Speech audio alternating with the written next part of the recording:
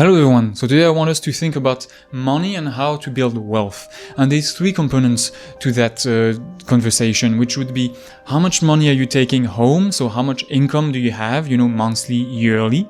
Then there's how much money are you saving and investing, and then how much, what are your expenses and how can you lower those expenses as much as possible. First, I want to talk about how to cut down on those expenses. I made another video that I'll link up there and down below that actually went over that, like how to reduce your expenses.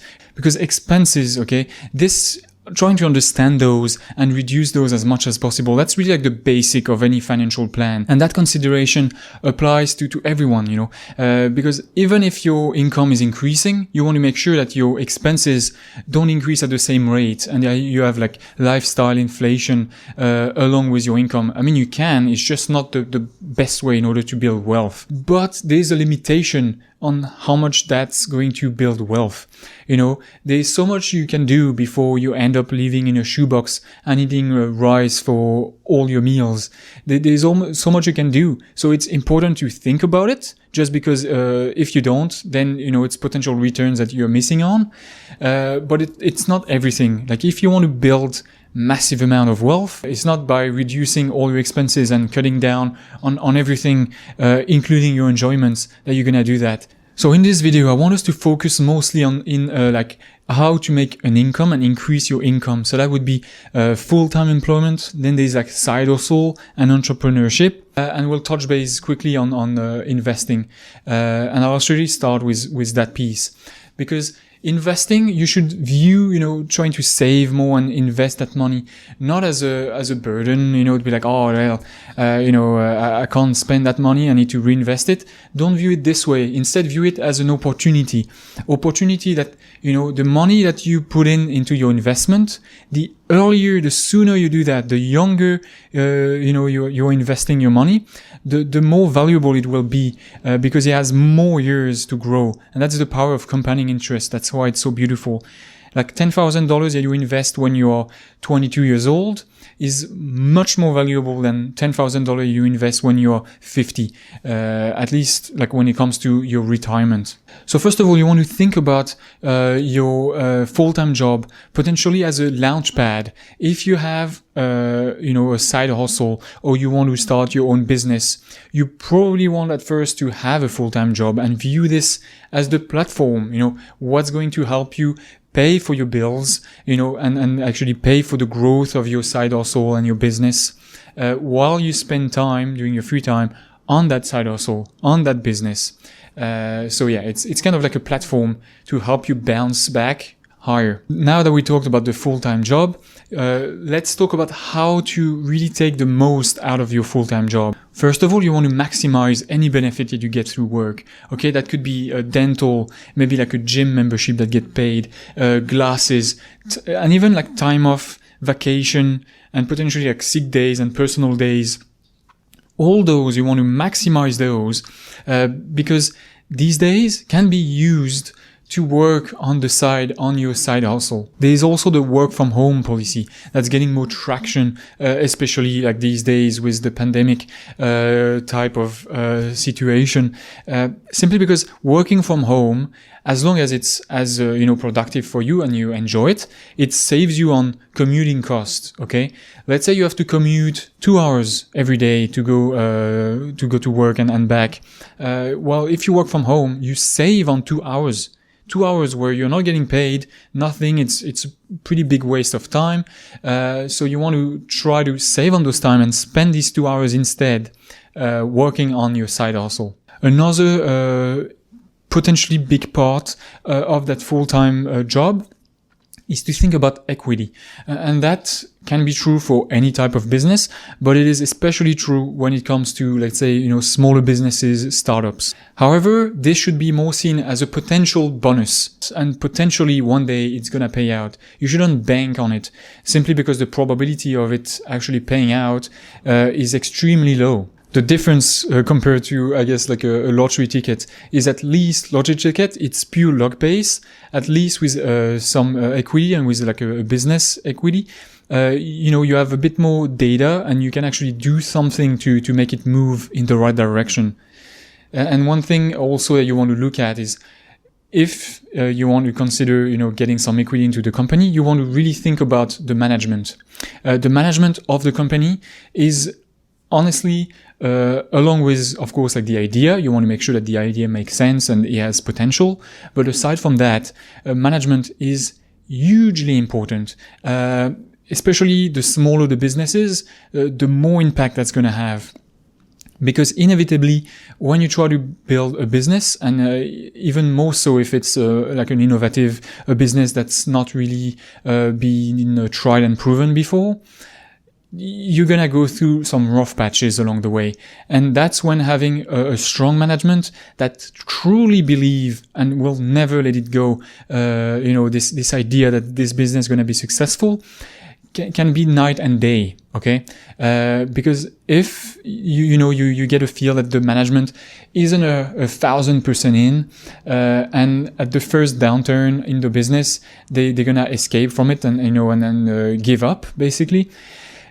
There's a very low probability that this business is gonna go anywhere, simply because it's gonna die the first time. There will be some issues.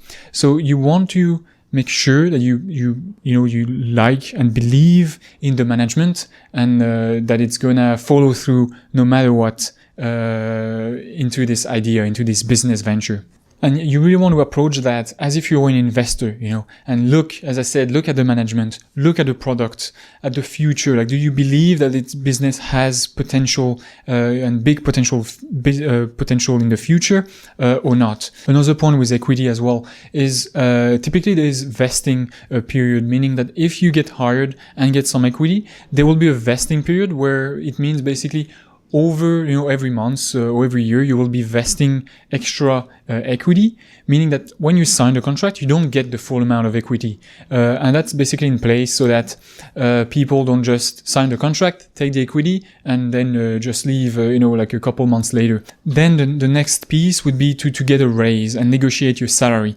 And when you want to ask for a raise, you need to come prepared. Okay, you need to know what's your value in the market right now. How much would you and should you expect to be paid compared to other job offers that you might be able to get. And so you want to figure out, your market value. And for that, you want to go online and search for similar job titles that what you have now, and try to, get an idea, get a feel for how much you could expect to be paid if you were accepting another job offer that's out there. And if you have a weird job title and you don't really know what your job title is, then look at skills, specific skills that you have, and search for those in the market. Also, there's how much value are you bringing to the company. That is very important, because you might be working on some crazy projects for that company that maybe your boss is not aware or doesn't know that you provided all that value to the business. So now, when you are actually asking for a raise, is the time to put forth all the good things that you brought and bring still to the business. Then you also want to calculate how worth are you to that specific business. Okay. How much it would cost them if they wanted to hire someone new? How much would they hire them for? But also, how much the training and all the expertise that you have on the product, how much actually is that worth? Because over the years, you probably acquired a lot of internal knowledge of the business that's actually very valuable, okay? It doesn't sound like much, like it doesn't necessarily apply to other jobs out there, but for that specific job, it's very valuable, and your employer should know that. So then if you are underpaid, you want to be prepared, come up with all the market material and just, show it to them. Like, here it is, here's the data, and I'm underpaid and I'd like to get a raise. However, if you are actually already pretty well paid, but you still want a raise, then you should come forth with, okay, how much value are you bringing to the business? And typically ask for a percentage raise and not an actual dollar value. Typically, because it's usually easier to get a raise when it's percentage based than when it is an actual dollar amount. Simply because percentage doesn't look as much as if you say I want a $10,000 or like a $5,000 raise, compared to if you say I want a couple percent increase in raise. It doesn't have the same weight and the same impact on the person you're negotiating with. And two good times to ask to get a raise is obviously doing performance reviews, because at the time, whoever you will be negotiating with is already in the mindset of, I'm going to give him a raise. So it's one less step, to compete against. He's already prepared to give you a raise. That's what it's meant for. So that's a good time to ask for a raise. Another good time is if, let's say, your responsibility recently changed and maybe you took on more responsibility. That could be a good time, because you took on more responsibility, you're working more and have a higher status in the business. Now is a good time to ask for a raise at that time when you have some leverage. And another important part, along with that, raise and pay, you want to think about your future compensation as well. Look at that job title that you have and what you currently expect to be doing, 5-10 years from now, and see if the compensation align with what you expect, what you want for yourself. Because you might realize that, okay, I'm in this branch, in this type of business. Here's how much I can expect.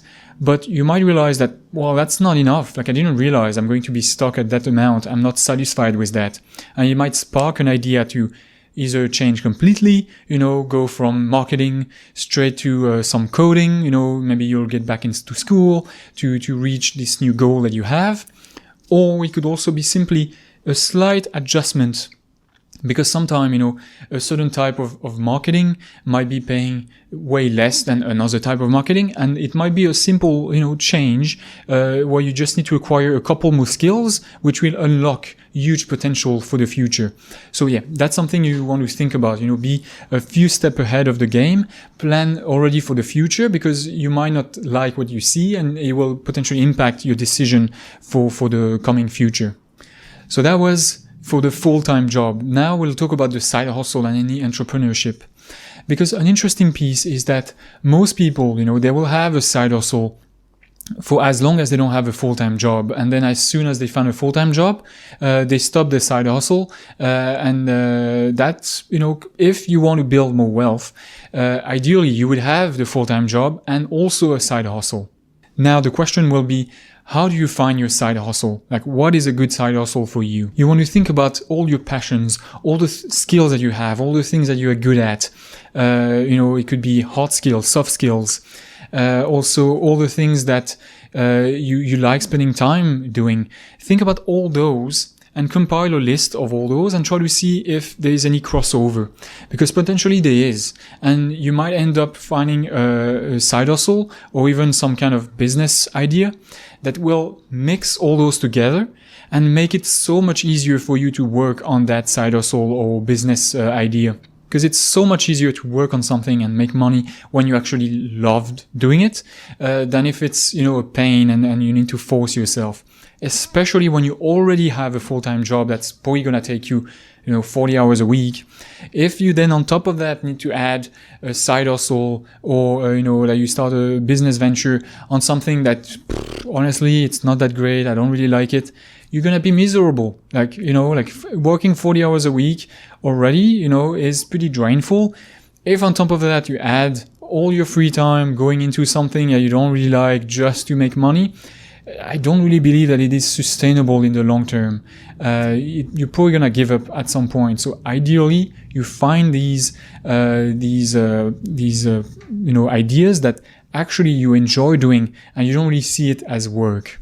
Then you also want to obviously analyze the money-making potential of that idea. And typically you want to see whether you would be working for yourself, because typically if this side hustle or this business then becomes where you are self-employed and you work for yourself and not for someone else, there's more potential for higher returns in the long term. You want, as I said, make sure that you like it, and also make sure that you are learning new skills, because ideally you want to spend time on that side hustle and acquire new skills that can then be reapplied in other areas of your life, even in your full-time job, for example. You want to make sure that it has growth potential. Okay, so let's say today you work for it and it's like paying you $18 an hour or maybe even no money at all, you want to make sure that a year from now, you're not going to still be at 18 or no money at all. You want to make sure that it has growing potential. And of course, the more growth, the better it is. And another point with your side hustle is like really it will depend on what type of side hustle you want to pursue. Some of them it will be right away. You start working and you start making an income right away. For some of them it might take a few days, a few weeks just to build up some momentum. But for other side hustle, it might take months, if not years, to see any type of growth and income potentially. So depending on the selection and then the one you choose for yourself, don't be discouraged if it takes a while before you start seeing some income coming in. You just need to make sure that, okay, this thing that I'm working on, if I think about the future in a few months, like, okay, can I see it growing? And if you do and you believe that it's going to happen, just keep going for it, because it's gonna be hard at the beginning, but then once it's launched and it starts to run, it will be either running itself or much easier to sustain it and grow it slowly. So that's all I have for today, on this video. Hopefully it was useful, and if you enjoyed it, please like and subscribe as usual, and I'll see you in the next one. Cheers.